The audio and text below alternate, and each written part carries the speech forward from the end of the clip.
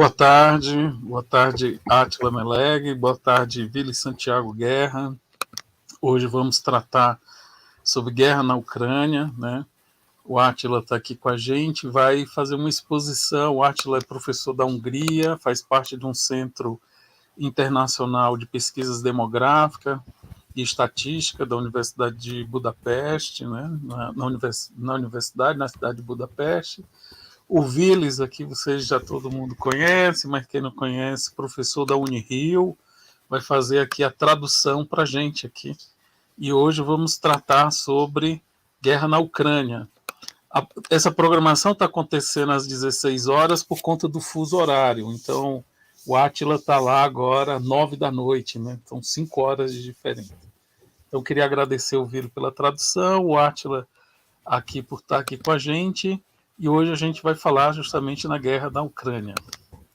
Vamos lá, WILLIS. Boa tarde. Boa tarde. Vamos já pedir então para o ÁTILA fazer um panorama, como é que está a situação da guerra, e depois a gente vai fazendo tipo uma entrevista. Yes.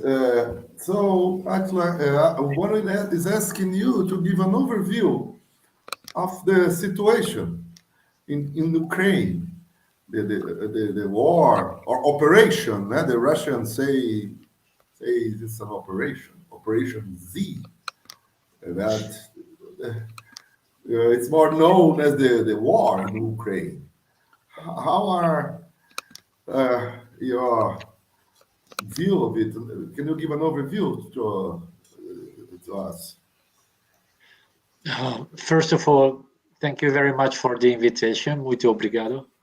And for the translation, very importantly. You're very welcome. Very welcome. And then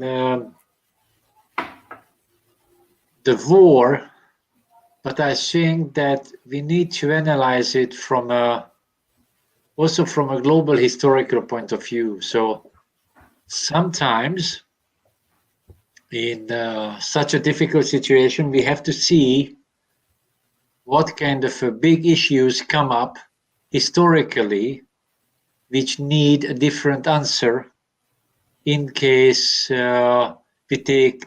So, in case we think over the war. Yes. So, ele diz que é preciso pensar esta guerra historicamente, né? Tratou como guerra. Eu no começo falei para ele, bom, guerra ou operação, né? Porque os russos tratam como operação Z. E ele diz então que as questões precisam ser examinadas dentro desse quadro histórico maior. Eu penso que será assim que ele encaminhará agora para nós. Yes, please.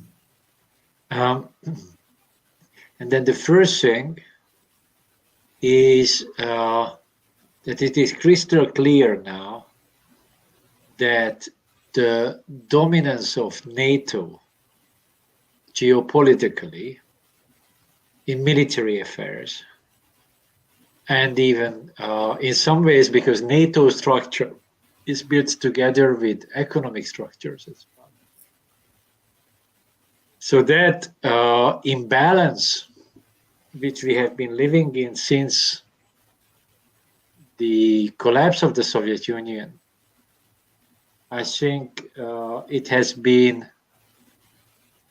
a bomb to be blown up. Yes. So now we can see it again, right? That this is unmanageable. So Ukraine comes after Iraq, Libya, Afghanistan, and so on and so on.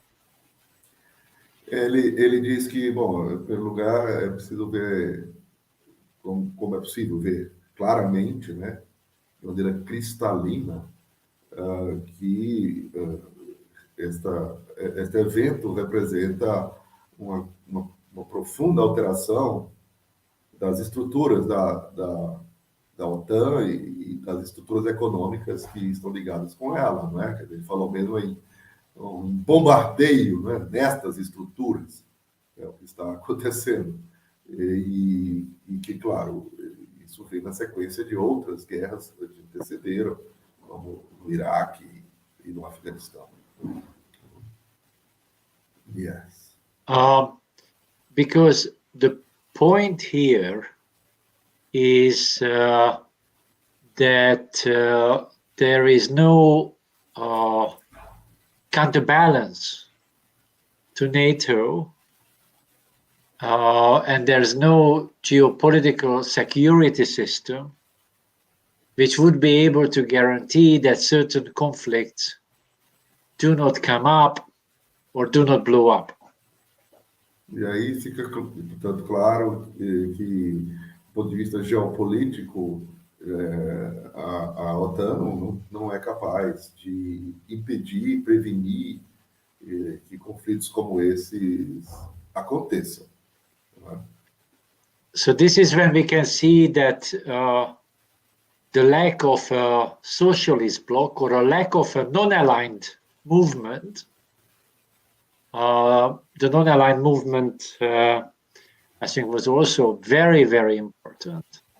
Mm-hmm. All these are gone, which is an imbalance which cannot operate. E aí se nota o efeito da falta de um contrapoder que já existiu antes, como foram o Bloco Socialista, e também, e ele destaca com ênfase, não é? Atribui bastante importância ao movimento dos países não alinhados, né? Também já tiveram um efeito de contrabalançar o poder dos países ligados à OTAN, e que, na ausência deste contrapoder, é que se explica o aparecimento de tais guerras, né?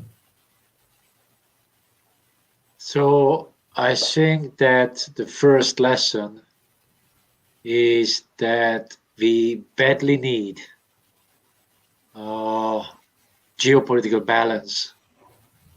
Not only geopolitical balance, but we need a conflict resolution system as well, which is able to counterbalance this. I know I'm dreaming at the moment, but dreams are important because they are guidelines.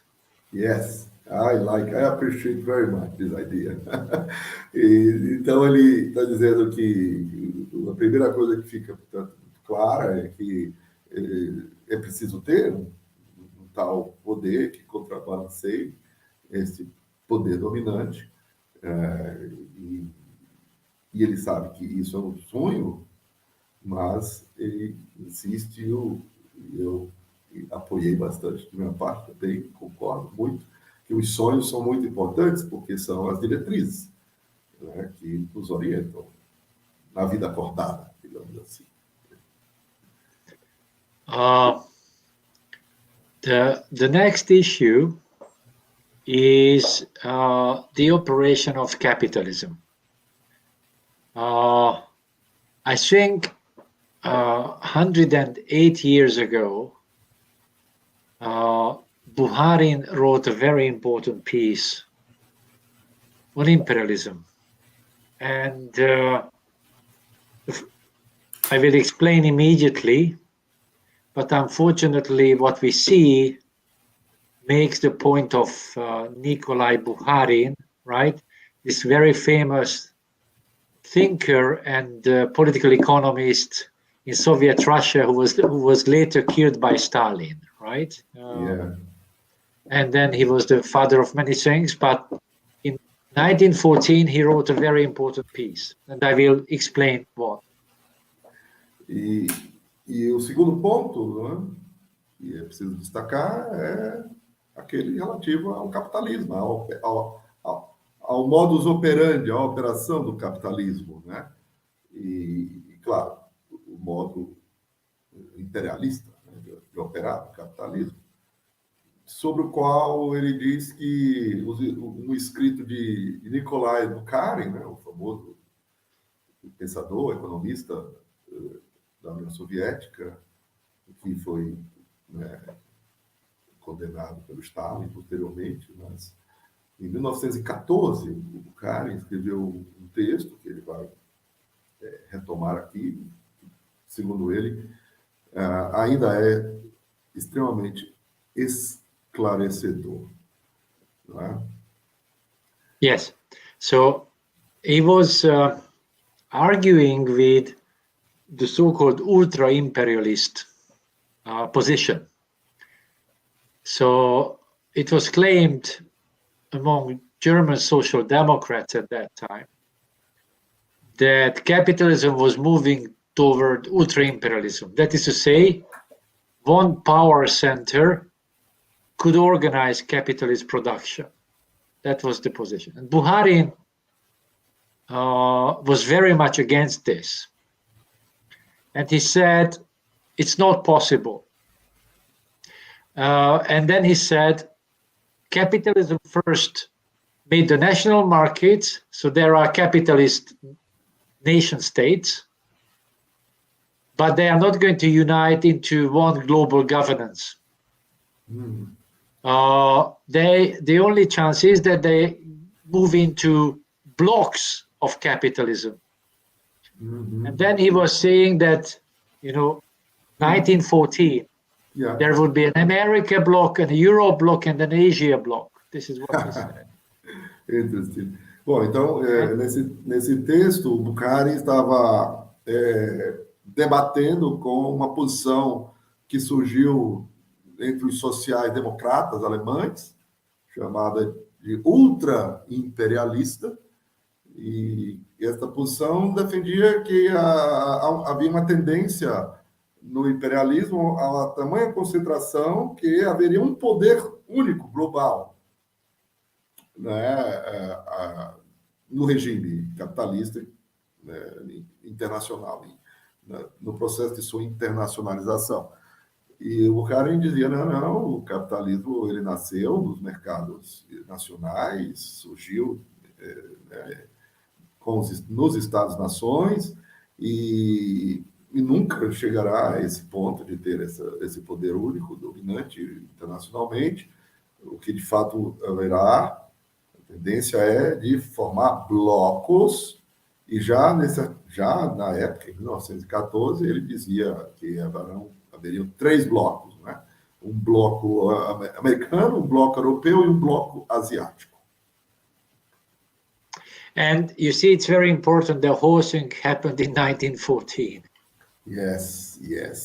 This was one question I was to make to you. I'm going to make it at the moment, adequate moment. Now, and I say, what shows the point of Buharin very well is actually the historical development since the 1990s, when the US wanted to be the complete hegemon of a global market utopia, a capitalist market utopia.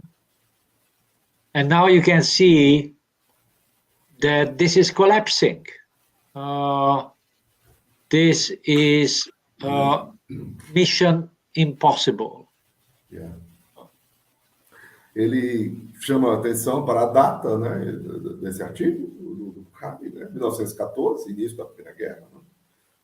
E foi justamente após a Primeira Guerra, em 1919, sobretudo a partir de 1919, os Estados Unidos começam a querer se impor como esta força única, hegemônica, dominante, e impulsionadora da utopia global do capitalismo, né? Essa utopia do capitalismo movido por um poder hegemônico. E agora a gente pode ver claramente como isso desmorona, né, completamente, passado esse tempo. E eu comentei que a parte com ele era uma questão que eu tinha para fazer, né? Farei no momento próprio, né? Yes, go ahead, please. Yes, sorry, finish it. No, I was just translating my question to the debate. It was exactly this: in how far what's happening is a development of what happened at the time of the First World War. Yes. And you're answering already, I think. Yes. So one thing is, in simple words, capitalism, this globalization project, because of its inherent logic, is unable to produce peace. Yes. It can only produce structural crises and war. Yeah.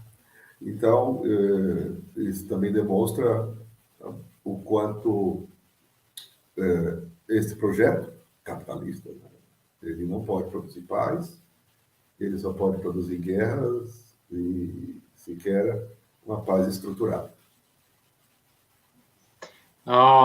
Because it's important to understand that in case certain powers rise or have too big control and then they are unfriendly with the United States, then the US strategy is always crystal clear.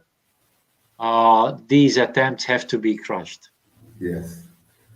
Porque, né, qualquer poder que desponte, que ofereça alguma ameaça ao projeto norte-americano, à hegemonia norte-americana, a reação deles sempre foi e continuará sempre sendo um esmagamento militar, inclusive, dessas tentativas. And here is one thing, of course, that both completing blocks, this is what I'm telling to my friends as well, that these competing blocks are actually digging the grave for us, meaning humanity. Yes, e o que ele tem dito, inclusive nas conversas que tem tido, análises com os amigos, é que essa competição desses blocos atuais está simplesmente cavando as nossas covas de todos. Two things now, and then now it's going to be a little bit complicated what I'm going to say, but I try to say it in a simple way. Yes. So, everybody understood, let's say, because of the dominance of the US dollar and so on, everybody understood who were not interested being an ally of the United States, but to compete, that they had to cut some major economic agreements, links, in order to not to be a servant of the US. And the US has also decided by now to cut links instead of getting everything together. Yeah. Because they can see that China, Russia, even India, and so on are not going to follow this logic. So now the trend is to, instead of global marketization, we see the building up of vertical value chains, supply chains, which are controlled as opposed to an opposing bloc, right? Yes. So, ele disse que agora vai ficar um pouco mais complicado, mas que ele vai procurar simplificar ao máximo. Desculpa. Bless you. Oh, thank you. São Paulo weather. Yes, ele entendeu bem. O clima de São Paulo. E para quem acaba de chegar do Nordeste, como é o meu caso, principalmente. Mas, então, o projeto, né, de imposição, por exemplo, de uma moeda, do dólar como a moeda do mercado internacional, etc., que está sendo desafiado por esse bloco antagônico, né, formado pela Rússia, a China e também, em certa medida, a Índia, bom, BRICS, por que não? Sem o B durante os últimos tempos, talvez, mas quem sabe de volta daqui a pouco. Este desafio que implica em cortar acordos já estabelecidos, né, tem sido enfrentado pelos Estados Unidos dessa maneira mesmo, aceitando que tais acordos sejam rompidos, e portanto, levando a, por exemplo, começar a se estabelecer algum tabelamento de preços, controle da economia, em face das circunstâncias do conflito. And this is a key reason why the war is not going to go down. Even if the war in Ukraine stops, it's going to continue in other fields. E essa é a razão pela qual a guerra não vai parar. Não vai parar, mesmo que pare, né? Claro, na Ucrânia, mas continuará em outros campos, em outros modos. Now, in concrete, in case we look at closer to the European and the Ukrainian situation, so it is very clear that with the aspiration of Ukraine for EU and NATO membership, don't forget, EU membership comes second. NATO membership is first, always. Yes. Yes. Okay, so that with this aspiration, the very fragile European Union system is basically collapsing because of that. Yeah. That aspiration. E é importante observar que a simples aspiração da Ucrânia de ingressar na União Europeia, que ele também lembra, ela foi uma aspiração que veio depois da primeira, que foi a postulação de ingressar na OTAN, mas a aspiração que se seguiu de ingresso na União Europeia, ela por si mesma já está provocando, sendo um fator que provoca o colapso do sistema da União Europeia, que está fragilizado. So, very importantly, up till now, they could actually survive the major wars. So the war in Afghanistan or Iraq, or in Syria and in Libya, it caused a whole lot of trouble, but it was not so detrimental as now the war in Ukraine.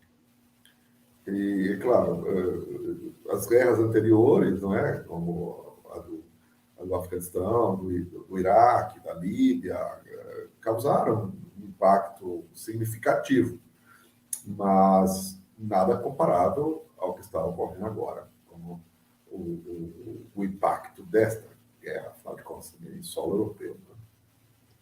Although there were extremely important warning signals, which they should have taken seriously.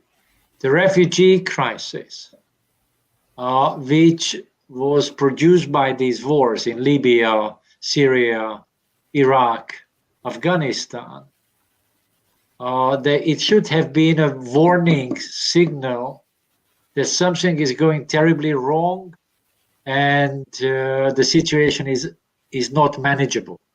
Yeah. Apesar de que tiveram os sinais de alerta muito claros, como a crise de refugiados decorrente das guerras, na Síria, na Líbia, no Iraque, no Afeganistão, e já era um sinal claro de algo terrível que estava em curso, mas não foram capazes de provocar uma reação satisfatória que evitasse a catástrofe que agora está em curso. So, since 2014, both the European Union, both Russia, very importantly the Ukrainian leadership, and in the background the US, has not been able to figure out any modus vivendi. So any kind of a solution which would have been better than this war. Yeah. Então, desde 2014, que já se está delineando por parte das autoridades ucranianas, russas e da OTAN, esse cenário, e de nenhum modo foi possível, ao longo desse tempo todo, já quase uma década, né, 8 anos pelo menos, se delinear uma solução que evitasse o que veio a ocorrer. So, we are not surprised. Capitalist elites are not interested in solving problems when they have a strategic goal to achieve. So they don't care, and then very soon we will talk about why is it a disaster for people, which is, I think, the most important point. But we have to make it clear that the strategic decisions the various elites have made, all of them, are tragic. All. So the Russian elite, the Ukrainian elite, NATO and the EU, all together in this crisis of capitalism, they made enormous mistakes. E aí fica claro também como as elites, né, capitalistas, de todos os países envolvidos, né, destaca isso, né, todos. União Europeia, OTAN, Ucrânia, a Rússia, né, sempre tomaram decisões extremamente equivocadas, sempre visaram os seus objetivos estratégicos, sem a menor consideração com o custo humano que a busca desses objetivos ocasionaria.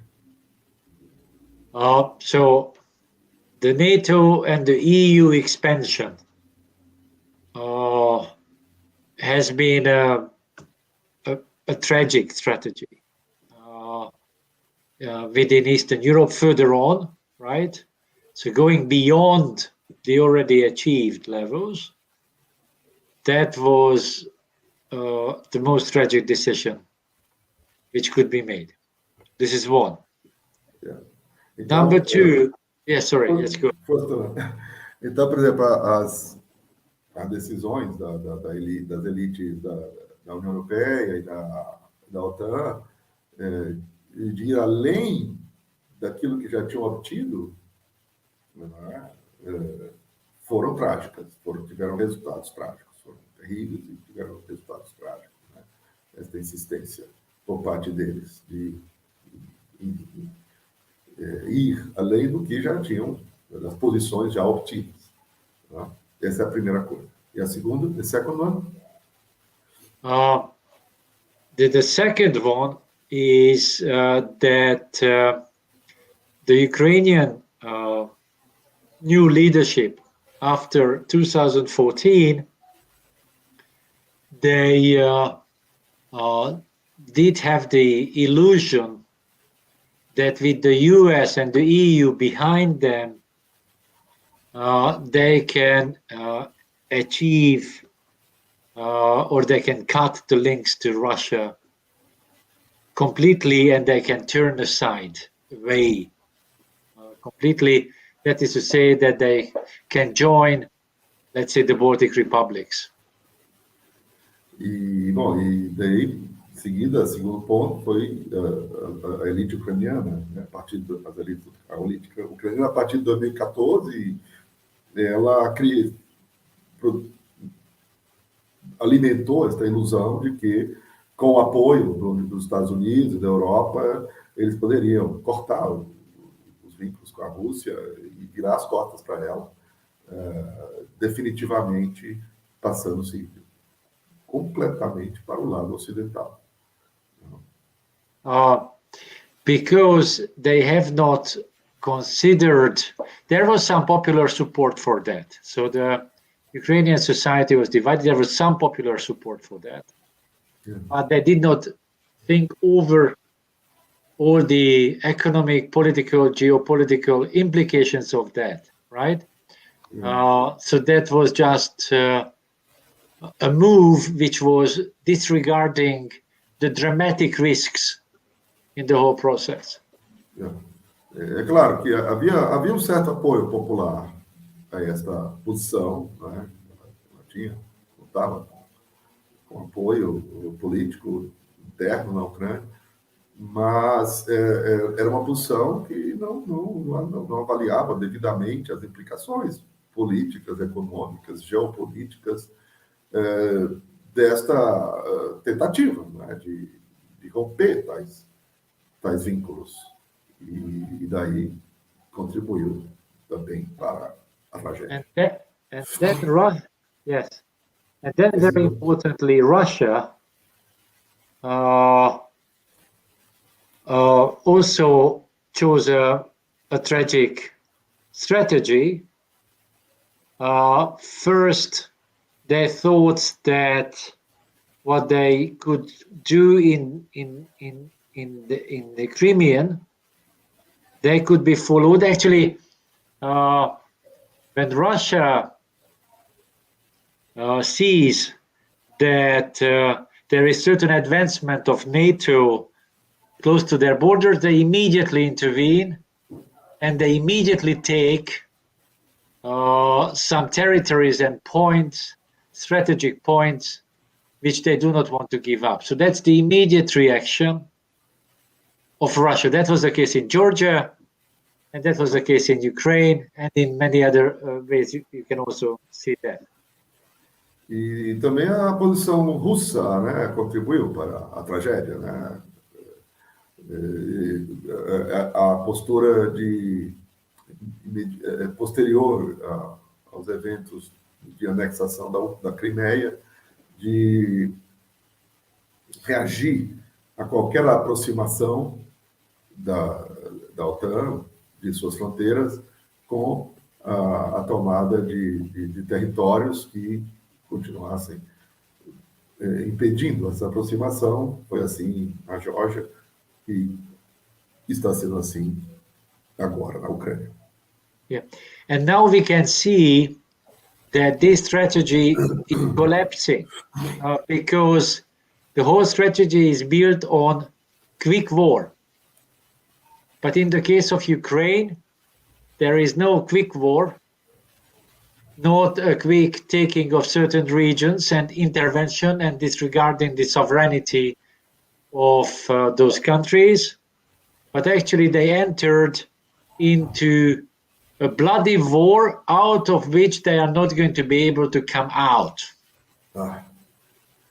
E, claro, toda essa estratégia russa era baseada no conceito de uma guerra rápida, né, que pudesse, portanto, rapidamente atingir os objetivos, só que, no caso da Ucrânia, isso não era possível e não está se mostrando possível. Que chegasse aos resultados rapidamente. E agora, quer dizer, está impossível de sair de uma situação tão sanguinária, né, como aquela em que a Rússia está envolvida lá na Ucrânia. And then I don't want to burden you and talk too long, but the key point is that the invasion of Ukraine is actually counterproductive. The NATO is much more united than before. There are new NATO members. The very bad Ukrainian nationalism they wanted to fight against is stronger than ever. And this is the last point I will want to talk about, even the energy markets are collapsing in different ways. And the economic relations are also collapsing. So putting these all together, the calculation of the Russian political leadership, I think, was so how to say it? There's a beautiful English term for this, is that it's counterproductive or it's going against the original aims. Yeah. Bom, então... Tchau. Então, o que se pode constatar é que os objetivos dos russos estão longe de ser atingidos, ao contrário, o que eles conseguiram foi uma coesão ainda maior da OTAN, a adesão de novos membros à OTAN, o nacionalismo ucraniano que eles foram lá combater está reforçado, saiu reforçado da guerra, está sendo reforçado pela guerra, e além dos outros efeitos, como o colapso da estrutura de energia, a perda, né, de vínculos internacionais por parte da Rússia, catástrofe, né, do ponto de vista das relações internacionais, e então isso demonstra que a estratégia russa não foi uma estratégia adequada, correta. So 2 points here. One is the energy, which shows very clearly that that energy is a public good. It should not be controlled by big private companies and states, because it's a public good for humanity. There are many countries with having no energy at all, which means that this is going to be tragic. So that's one of the things which we have to take very seriously, because that's it's not going to work. And in my understanding, I think that how much Russia can rechannel various economic links and supply links and so on is also limited. We cannot say that it can, it just takes 2 minutes to change. Então, isso, com relação à crise energética, fica claro, fica demonstrado muito claramente que a energia é um bem público internacional. Não pode ser tratado como um bem a ser administrado por empresas ou mesmo por estados nacionais, por conta da importância vital que tem para a manutenção, né, das populações que ficam sem energia estão sofrendo um dano enorme, de uma magnitude incalculável. E então a economia também termina sofrendo um impacto muito grande por conta disso, e ao vender a Rússia não calculou corretamente o prejuízo causado por esse movimento. The war will continue. Civilians are going to suffer on all sides. A massive number of soldiers are going to die. Ukraine as a country ceases to exist to a large extent. Inflation is up. Energy markets are down.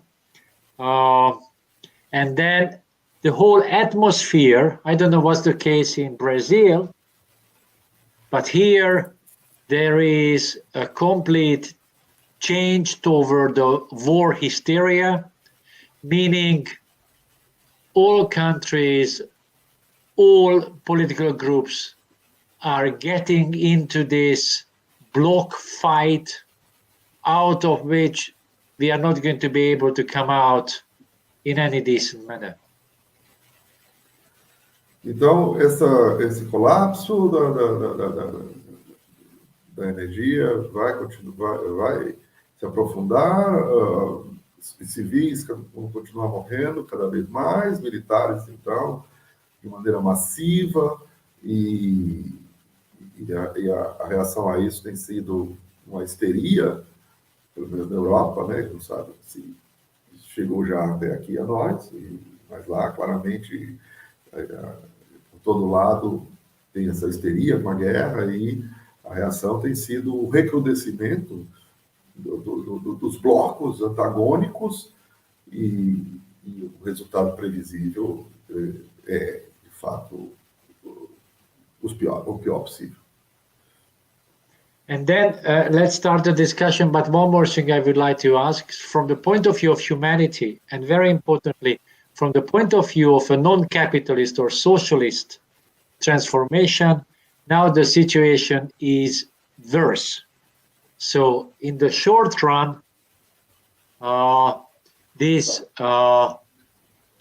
possibility that we can go into some kind of a better future is put aside because the war is going to go against even remaining democracy. It's not much what we have, very little, but even that is going to disappear because of war is war, and then political powers are going to be, controlling almost everything. E para finalizar a discussão, o último ponto que ele coloca é que essa guerra de nenhum modo contribui para o avanço de pautas socialistas, não capitalistas, de uma sociedade melhor, porque o recrudescimento, né, do antagonismo vai levar a que as forças políticas exerçam um controle cada vez maior em situação de guerra, né? E mesmo os resquícios de democracia, como ele diz, que ainda existem, tendem a ir desaparecendo. Então, esse é o quadro. I hope I tried to reply to the question. I know it was long. Yeah, it was good, very good. But it was a general question. Yeah. So let's see what questions we receive from people. I think that's the most important thing, to have decent discussions. Yes. Ele então se desculpa por ter levado mais tempo do que gostaria, mas foi o mínimo que ele precisou para expor a posição em face da questão colocada, da guerra, né, da Ucrânia, e espera que agora a gente possa ter uma boa discussão, que para ele é o que mais importa. Para ele, a ideia foi provocar essa discussão. Eu vou pedir, Luan, licencia só um segundo, mano, vou precisar... Tranquilo. Assoar o nariz. Vou precisar... Tá bom, tô. I'll have to get some napkins here, because I need to blow my nose. Yeah, go ahead. Just a minute. Half of a minute. Tranquilo.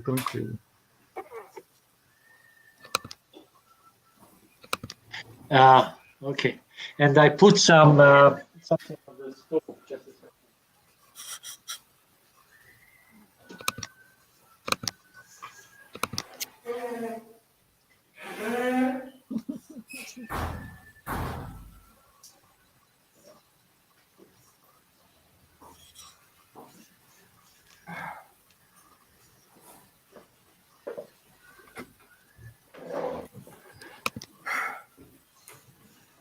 So I'm back, estou de volta.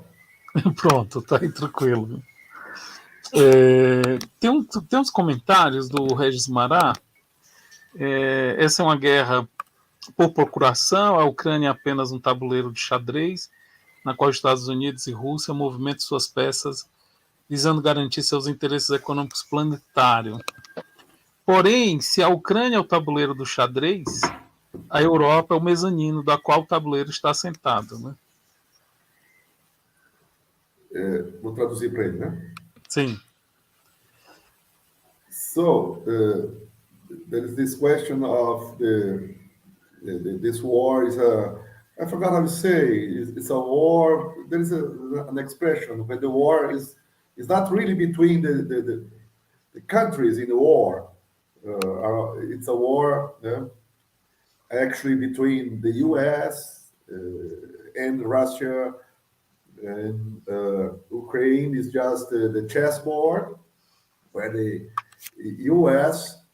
is in war with Russia, but Europe is the table where the chessboard is over. Is that so? It's a very important point what he's making, but nonetheless, I think I do not agree completely with this. I agree that there is as I put it, a fight between blocks. Yeah. Even I would not say it's just Russia. It's Russia, China, and so on. Yeah. Okay? But the chessboard is also made out of societies, and there is a war. So there is a war between Russia and Ukraine, which is a disaster on a social and human level, historically the most detrimental for both countries in this respect. So it's a chessboard, but the locals are paying the most for this, and then the transformation locally is also important, not just the global chess play. Sim, ele concorda em parte, né, com a colocação, em parte apenas, claro. Primeiro porque ele, né, como ele procurou explicar, é um conflito entre blocos, não é? Claro, não é só a Rússia, tem a China e outros ali, né, de um lado, e de outro lado, sem dúvida, tem os Estados Unidos e seus aliados. E, por outro lado, também o tabuleiro está assentado em sociedades concretas. Não? Está assentado, o cenário da guerra está na sociedade ucraniana, russa, e são as pessoas desses lugares que estão sofrendo, de fato, diretamente, os efeitos catastróficos da guerra e que vão se prolongar e vão ter um efeito brutal na reconfiguração dessas sociedades concretamente envolvidas no conflito. It's a wound. It's a wound. What is going on, and then actually it is going to affect the chessboard as well, because in case Ukraine becomes even more nationalistic, Russia is following more the imperial nationalism they are following. The US is pushing further on with the help as well. So in that case, something can go much deeper, and then more countries can come into this. More problems are going to emerge, and we are not going to be able to stop it. Então, é como uma ferida aberta, né, que a gente tem aqui e que, enfim, não vai ser fácil, quer dizer, não está vendo como vai ser cauterizado isso, porque está havendo um processo de radicalização das posições, não? Porque o nacionalismo ucraniano está se fortalecendo, está se recrudescendo, assim como o imperialismo russo, e também a posição norte-americana. There is a question in English now. Yes, I can see that. But was it an answer to the previous comment? So let's ask back. So, então ele quer saber se quem fez a pergunta anterior está satisfeito com a resposta, se quer contrapor, se quer contra-argumentar. Não sei como é que funciona isso. O Regis Mará, ele pode entrar aqui e comentar. Ele tem que entrar por escrito, né? Mas por escrito eu coloco aqui na... Isso, tá bom.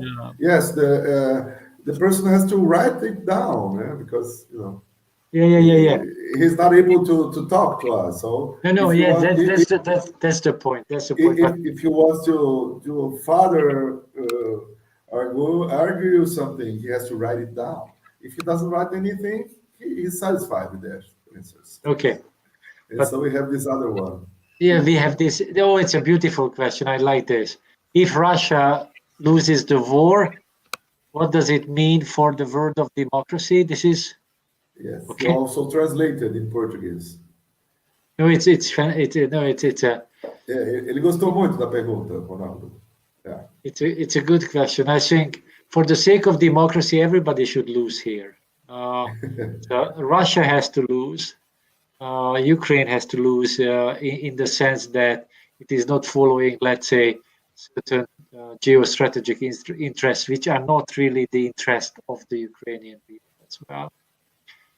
And the US loses as well, very importantly. So if the US is not losing, then it's also not very helpful for democracy, in case I understand the situation well. So democracy starts with really some kind of collapse of these strategies, which led to the war. That's the only chance. Otherwise, we have no chance for democracy at all. Ele diz que para o bem da democracia, todos tinham que perder.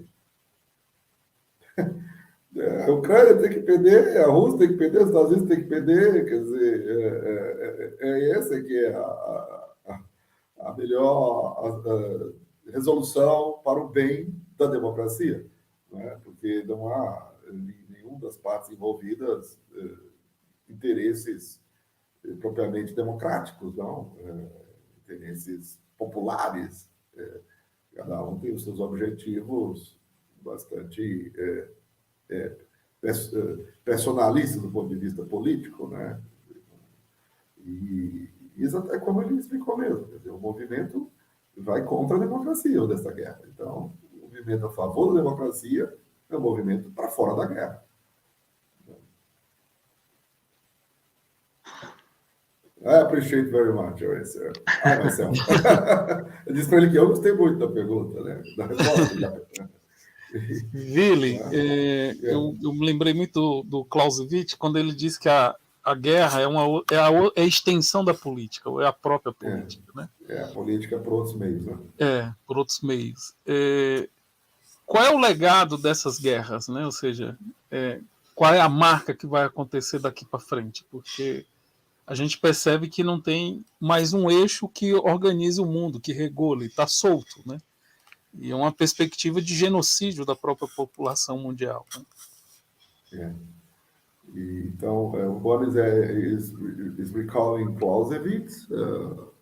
Yes. War is politics by other means. That's true. And now Bono asks, what's the legacy of all those wars?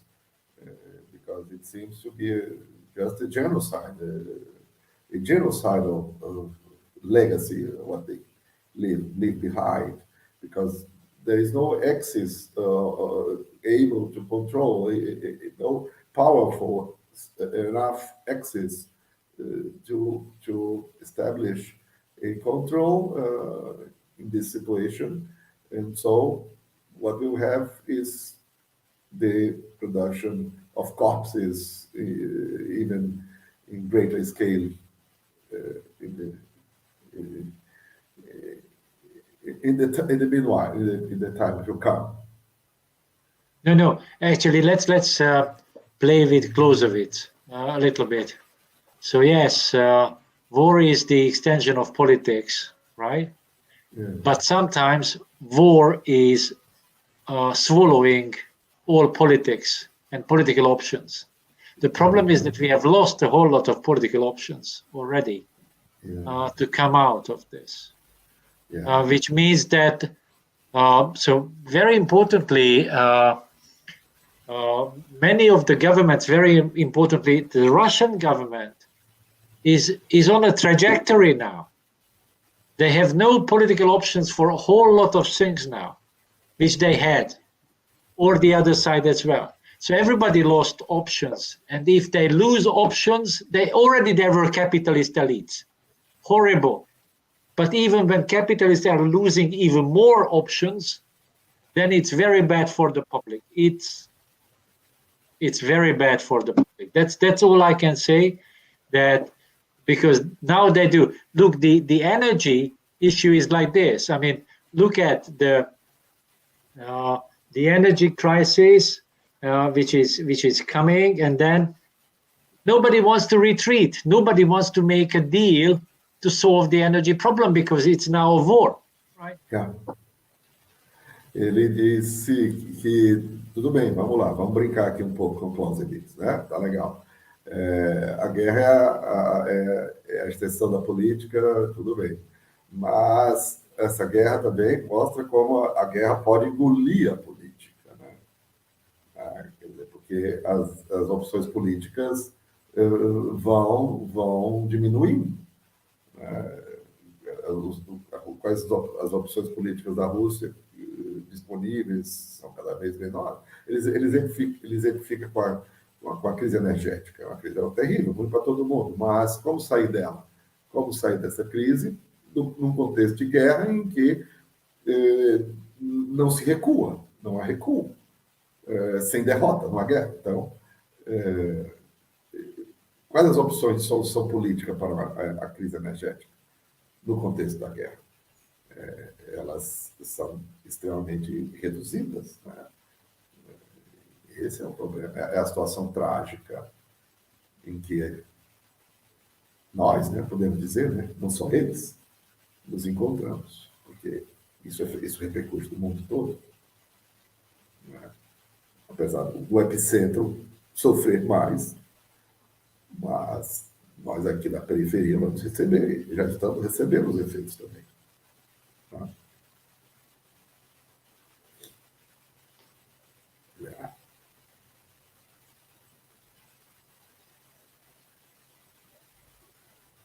Todos perderem, todos ganharão. If all lose, all will win. It's the conclusion of Ronaldo. Sorry, I didn't lose, understand all it. will win. All we win. Yes, the day after tomorrow, yes, but not tomorrow. Ele disse, tá bom, depois de amanhã, mas amanhã não.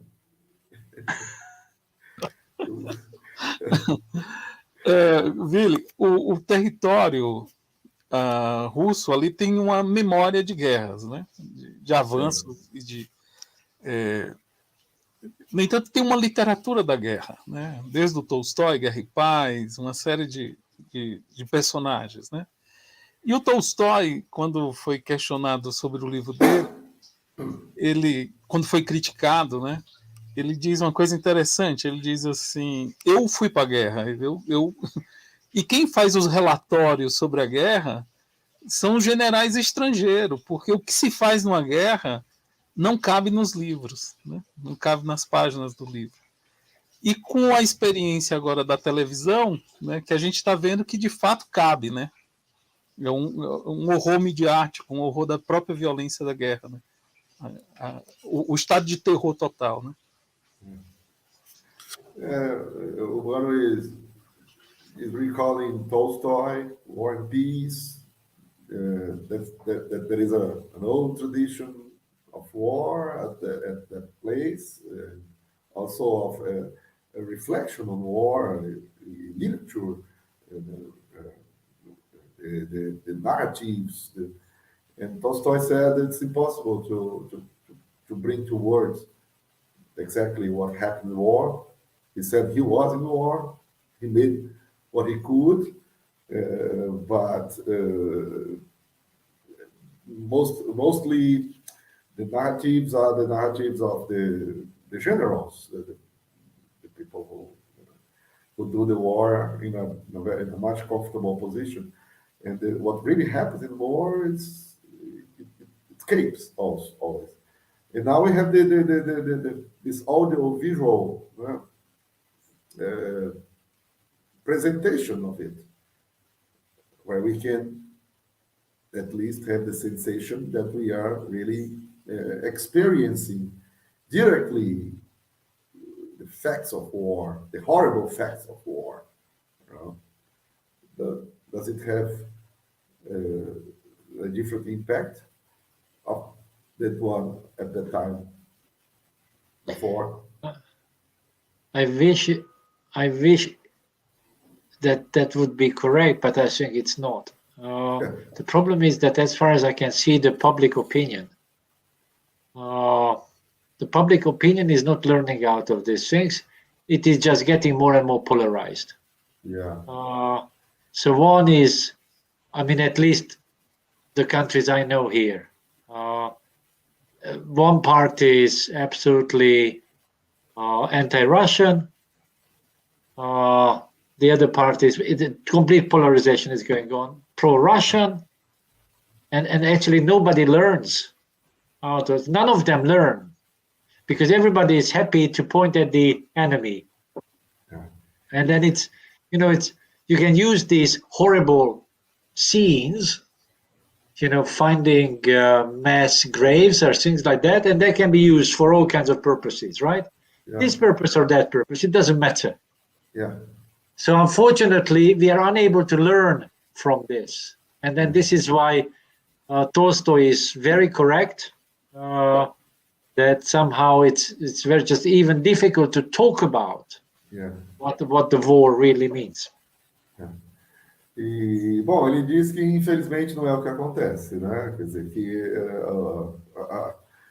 a exposição, as imagens da guerra não traz o efeito que poderia trazer de nos fazer aprender sobre a guerra, entender o que de fato está se passando ali, porque o que elas estão provocando tem sido a radicalização cada vez maior das posições, da polarização. Os que são a favor da Rússia cada vez mais recrudescem o seu apoio, os que são contra a Rússia do mesmo modo. As imagens sempre são interpretadas de um lado ou de outro, de um modo que apoia a sua própria posição. Então, ninguém está, de fato, conseguindo transmitir ainda. Tolstói continua válido, a reflexão dele continua válida. E ainda não se consegue realmente transmitir, mesmo pelas imagens, o que está acontecendo nesta guerra. Yes, so Urbano, I think the most I learned from the war, even the Syrian war, was when I was sitting with refugees. Because through the eyes of the refugees and their children, you understand that something tragic is going on. I never forget, once I was trying to help a Syrian family, 3 kids. There were language issues and all, but we understood each other very well. And the same thing, all of a sudden in our apartment, a woman from Odessa and her 4-year-old daughter just shows up, and we are taking care of them. And then when you are sitting with these people, then you understand Tolstoy. Yes. Pela experiência dele, quem realmente quiser saber o que acontece, o que está acontecendo, né? Por exemplo, ele aprendeu com os refugiados,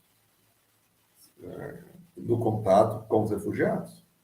Por exemplo, no caso específico da Síria, né? A guerra da Síria, ele teve esse contato, recebeu refugiados no apartamento dele, uma criancinha de 4 anos, a mãe dela, e aí, pelos olhos dessas pessoas, no contato com essas pessoas, aí sim você aprende melhor do que através de livros ou imagem a realidade da guerra.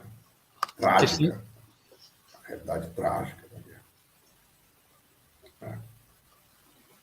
A empatia, né? O contato, exatamente. O corpo, a vida presente, vivo e sofrido diante da gente. Isso ensina. Não imagens ou palavras. Ou seja, aquela ideia do simulacro da guerra se perdeu, né? Yeah. I understand the point.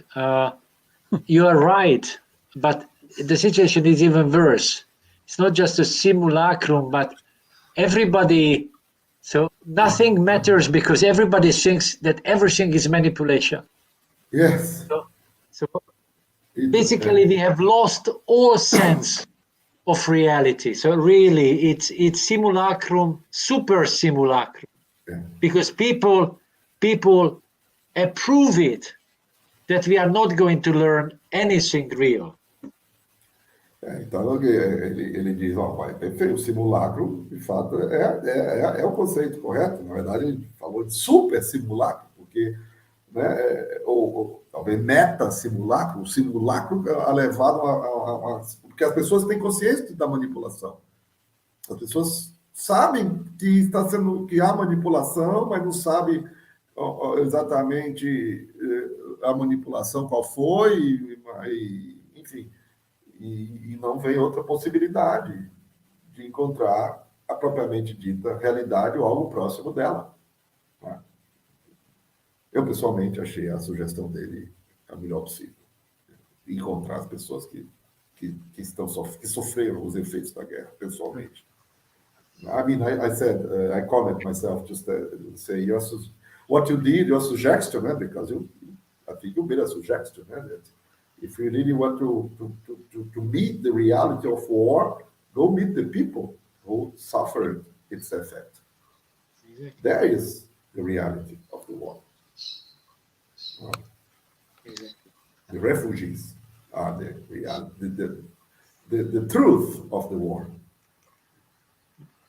Tem uma pergunta do Ronaldo aqui. Yeah, Ronaldo has another question. Why the German politicians act according to a moral standard that for a long time the realpolitik ignored? Sorry, I'm not sure I understood the question correctly. Yes, so can you... entendeu bem, né?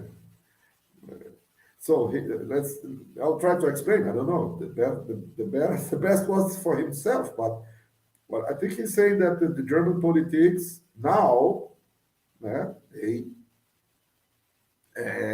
sustain a moral standard that for a long time before they ignored due to their commitment to realpolitik.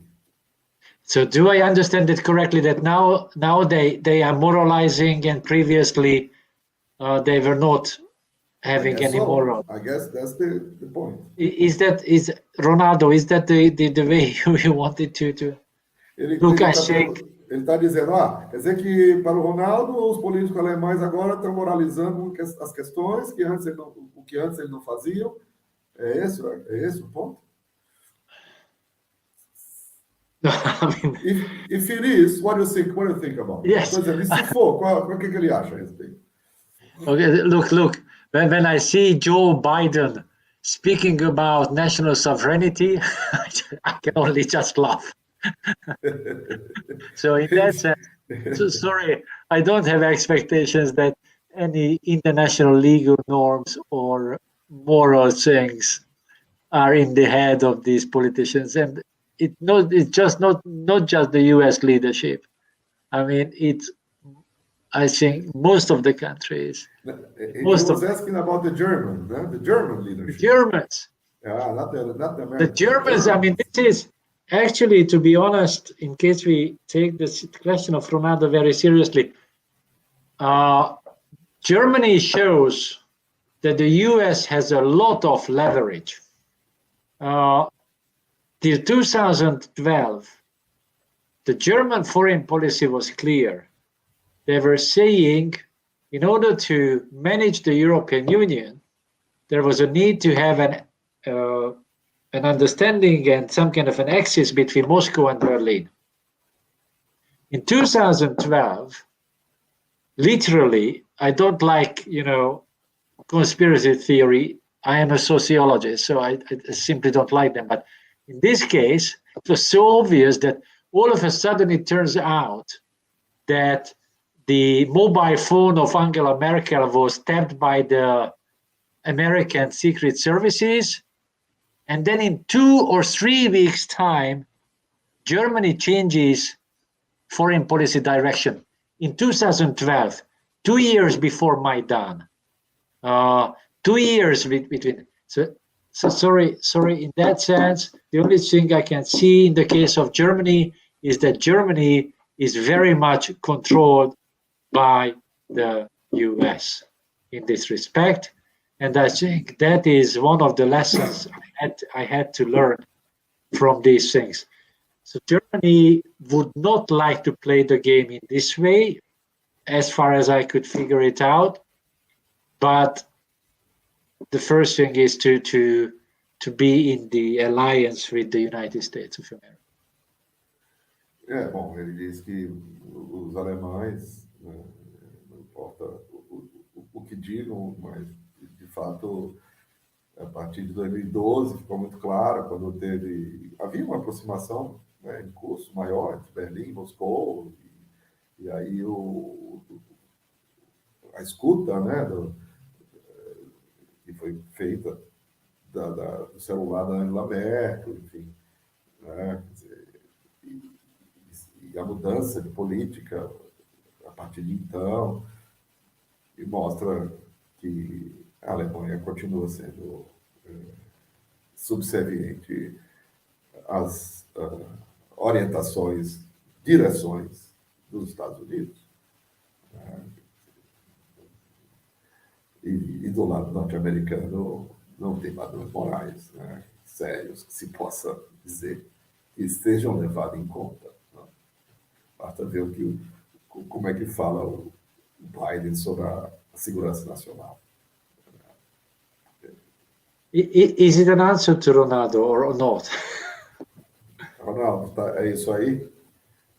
Não, he formulated in English the question again. Põe em inglês novamente a questão que ele nem formulou.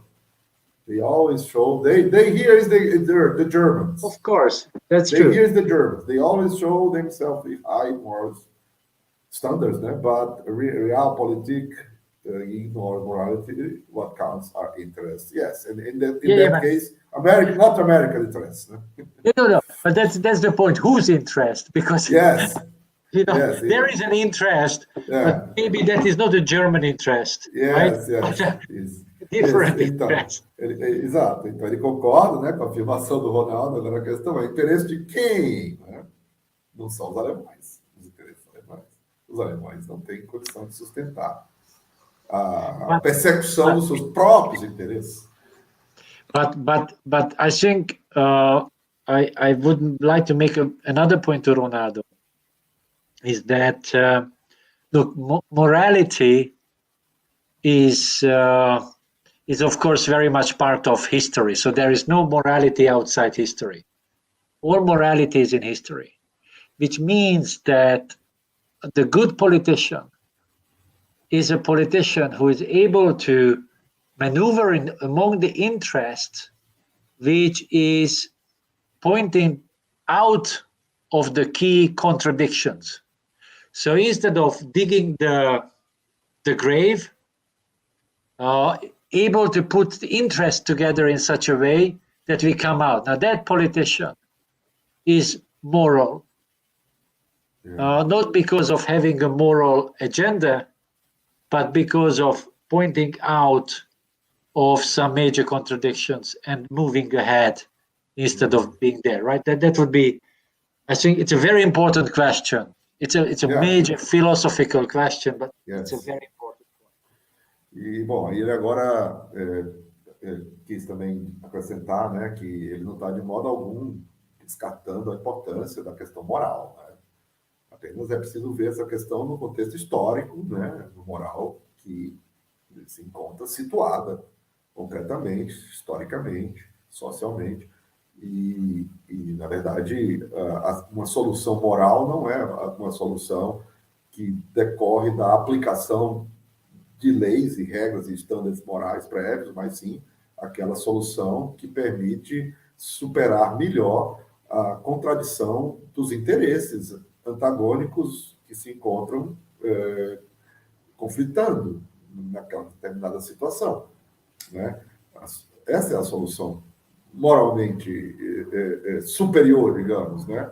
Não porque seguiu algum padrão moral prévio estabelecido, que é muito fácil para estabelecer teoricamente, mas na prática, como é que você consegue realizar?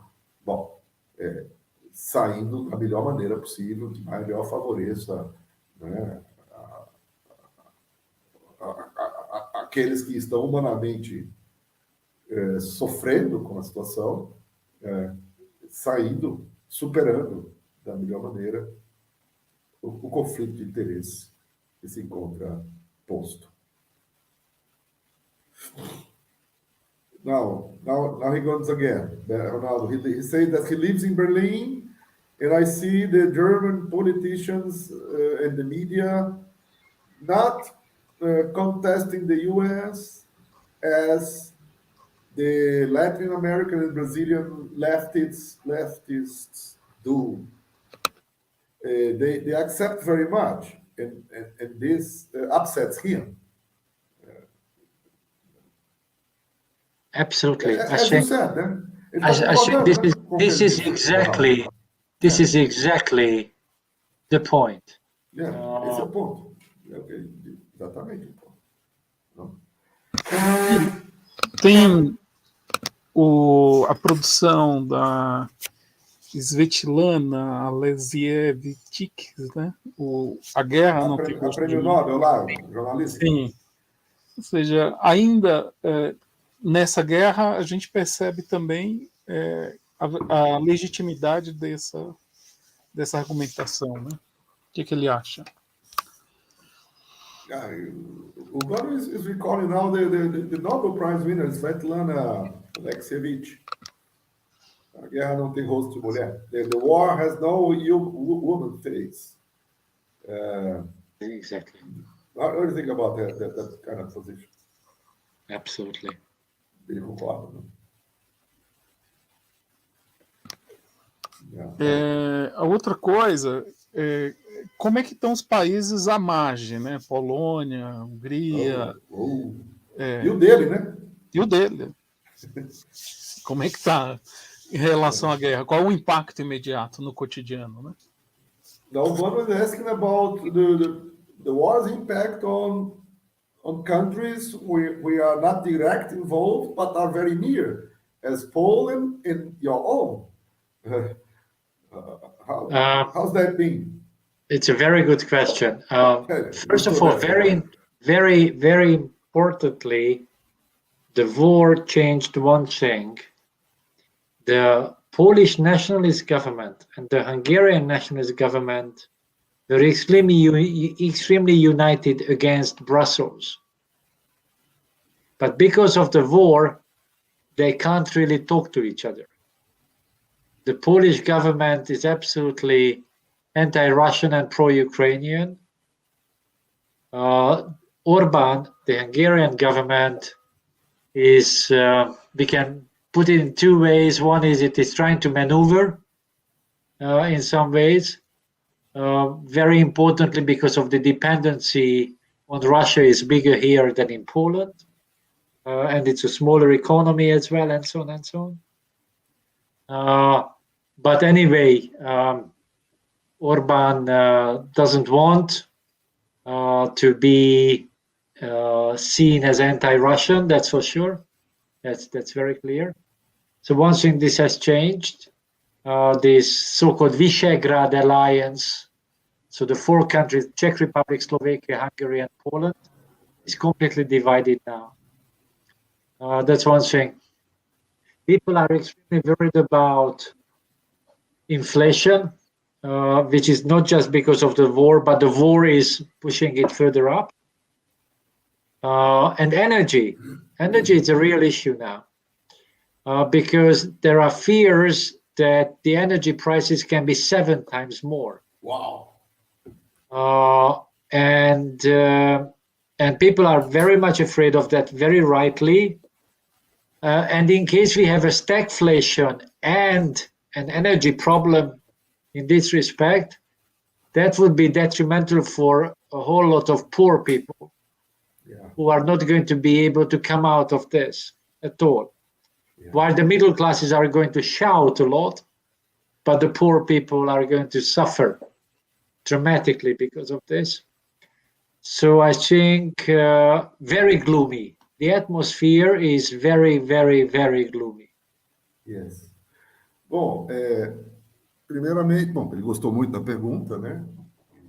E diz, bom, Polônia e Hungria é diferente, não? Mas, enfim, países, os governos são nacionalistas e, enquanto tais, contra Bruxelas, né? Contra a União Europeia, mas agora, com a guerra, isso muda, né? Quer dizer,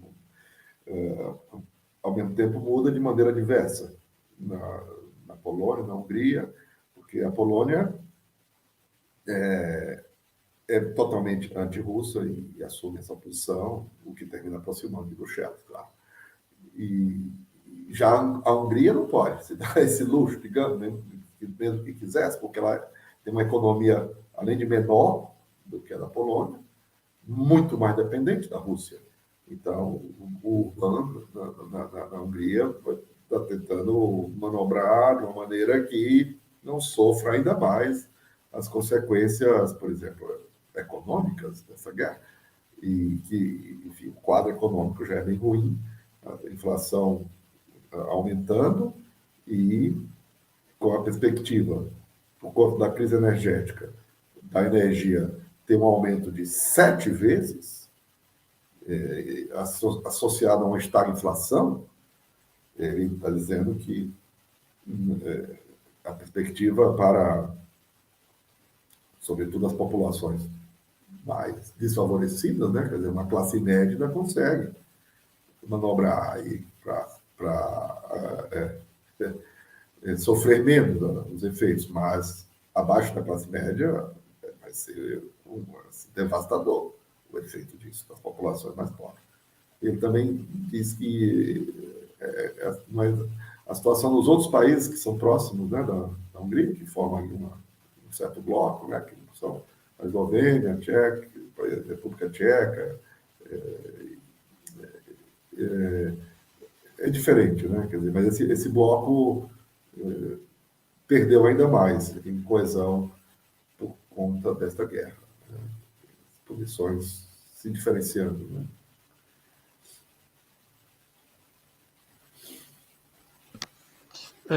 Outro aspecto, Vila, que é a esquerda brasileira, ainda num viés do stalinismo, quando começou o processo de guerra, teve uma adesão à Rússia, né? Foi. E até hoje não fez uma autocrítica, continua a adesão forte, né? Isso se mantém, né? Se mantém. E como é que ele vê essa tradição a partir do stalinismo? Se tem uma memória política aí?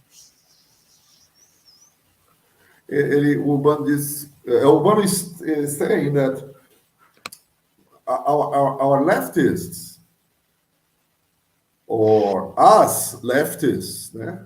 So to say, we are also, no, us too, but I mean, the initial reaction was to be totally pro-Russia, né? To be for Russia, here in Brazil, please. No? And this is not changing, even though the facts are coming out different as it was thought before.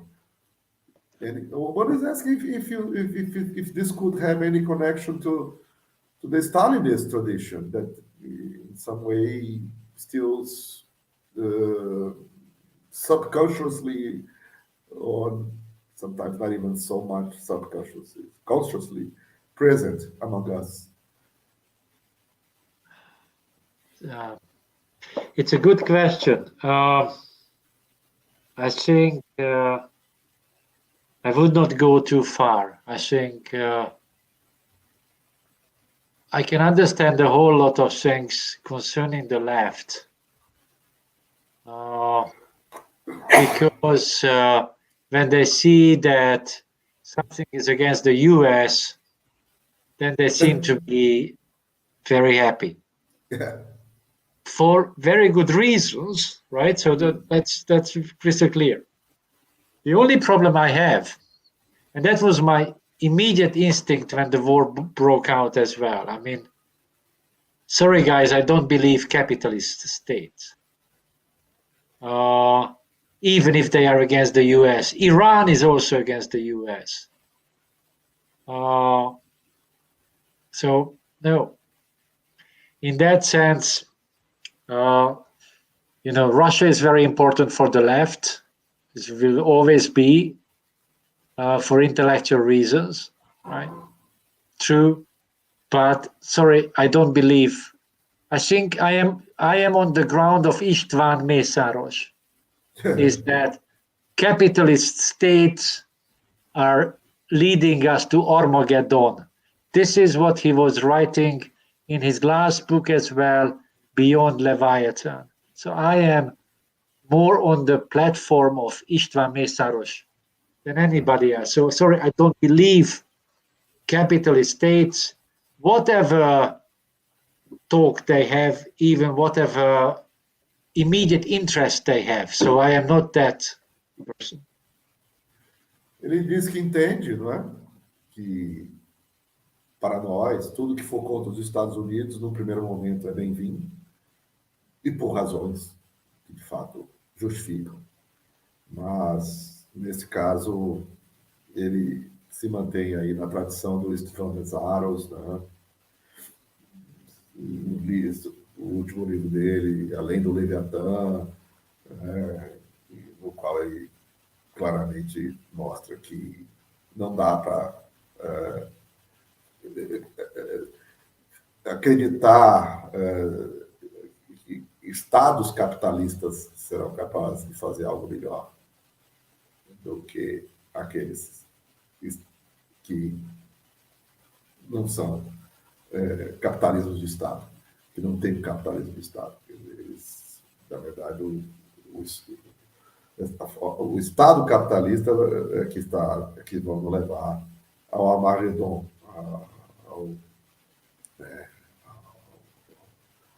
ao colapso final, né? De fato, né? A gente vê aí já se falar em uso de armas nucleares nessa guerra, já é um sinal claro, né? Do que dizia o Mészáros, do que pode nos trazer um conflito em que, na verdade, são forças capitalistas em disputa.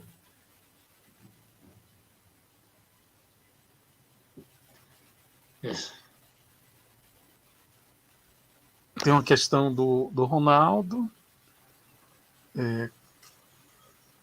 Yeah, Ronaldo is now talking about Hungary. It's not so much exposed to the energy market as the EU, and he believes that EU must have made a good deal with Serbians. And Russia offered 280 euros for 1,000 cubic meters of gas. I don't know. I think that eu acho que está ficando meio específica a coisa, não, mano? Assim, Sim, com todo respeito, assim. Pô. Eu já estou cansado, você sabe, né? Que essa coisa de tradução, pelas normas da tradução, não pode ficar mais do que meia hora. Sem ser substituído. Eu já estou há 1h30. Não, e o Átila também dá um pouco resfriado. Né? Assim, vamos encerrar. Respeito ao Ronaldo. Eu acho que você, Vili, como fez aí a tradução, a última pergunta é sua. Assim. Não, a minha é porque ele já respondeu antes, né? That question of Ronaldo, I kind of censored, I'm sorry, because it was very much specific, and I'm translating for 1 hour and a half, and the translation, it's a very tiring process, as well as your exposure. Né? So Urbano said the last question, and the last question is mine, and my question, I guess, you already answered right in the beginning, because my question was, isn't it the consequence still of the First World War that we are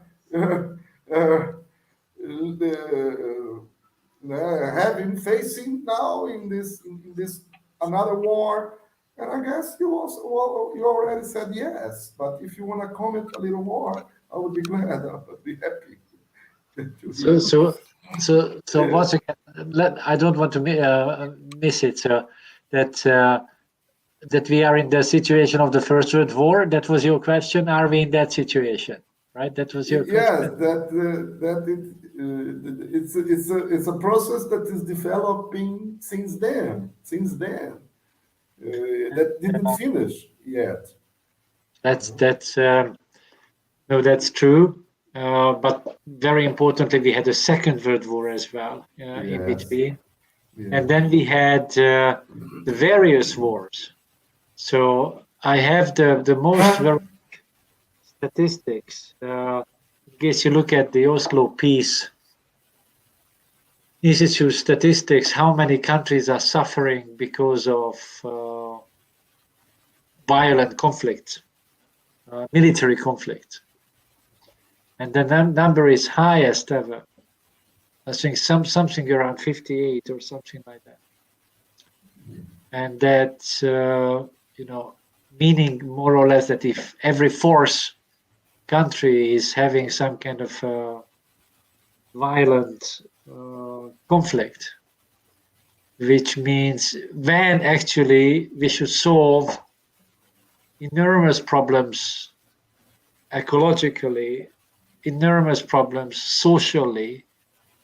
I mean, we still, more than 4 billion people have no social security on Earth. Yeah. And then we are fighting over, I don't know what, to be honest. So I think and as we agreed with Willis on this, so we need to dream out ourselves out of this. So I'm telling, tomorrow is lost. We can see that, but the day after tomorrow. Yeah, tomorrow. Very good. There is a day. No, not there is another day, but there is another day after. Yeah, that's it. Well, bem, a minha pergunta então foi, como eu disse, a questão que eu tinha, né? Que eu tinha para colocar, eu acho que ele já respondeu logo no começo, quando ele inicia com um texto do Bukharin de 1914, enfim, quer dizer, a coisa começa ali, né? Era o que eu pensava, né? E agora penso com mais convicção ainda de que é um processo que vem dali, né? Vem da Primeira Guerra, depois teve a Segunda Guerra, que agravou, e tantas outras que se seguiram. Hoje em dia são 50, ele falou na estatística, de 58 países envolvidos em conflitos no momento, e isso é 1/5 dos países do mundo, e tem 4 bilhões de pessoas em insegurança social, e a questão que fica, afinal de contas, né? Por que isso? Como é que vamos sair disso? E ele diz, bom, o dia de amanhã já está perdido, vamos sonhar com o que vai ser depois de amanhã. Porque amanhã, para parafrasear o nosso Chico Buarque, né, num dia muito importante para nós, que é a festa das eleições, que depois de amanhã. Amanhã será outro dia igual a hoje. Vamos pensar em depois de amanhã. Eu acho que isso se aplica bem ao nosso país também, né? A gente sabe que amanhã será outro dia ruim ainda, mesmo tendo um bom resultado nas eleições de depois de amanhã. Mas a gente tem que ter a capacidade de sonhar o dia melhor depois de amanhã. Eu fico muito feliz e contente e contemplado com essa reflexão. Bora. I thank you very much for the... Tranquilo. Muito obrigado. That's the other way around. Thank you very much. Muito obrigado, Átila, pela paciência. O Átila está confuso lá, 10h30, né? Então, lá já é 10h30. É um fuso de 5 horas aí. Obrigado, Willi. O Willi aí chegou em São Paulo, já está com processo alérgico, tudo. Desculpa pela tradução. Mas não tem alergia ao debate. Não, claro. Ao debate, não. E agradecer as pessoas, espero que as pessoas divulguem, acompanhem. O ÁTILA já veio outras vezes aqui, e o ÁTILA será sempre bem-vindo aqui na TV A Comuna. Muito obrigado, ÁTILA. He says, thank you very much. You're always very welcome here at the TV A Comuna. That's what we can do for the day after tomorrow, I think. Yes. It's a great pleasure to be with you and to think over these things. It's I think it's very important. I'm going to sleep now very soon. Yes, it's already almost 11. Yes. I'm going to sleep not feeling so alone in the world, right? Okay. Oh, that's that I have good friends to talk to, right? Okay. Yes, you do. Ele diz, bom, vai já dormir, já são quase 11 horas, mas hoje vai dormir se sentindo menos solitário, porque sabe que tem bons amigos aqui com quem ele conta, e é verdade. Que boa mensagem. We say you the same. We tell you the same, yes. Okay. Much better now after talking to you. Take care. Okay, bye-bye. Tchau, bye-bye. Tchau. Bye-bye, ciao. Tchau.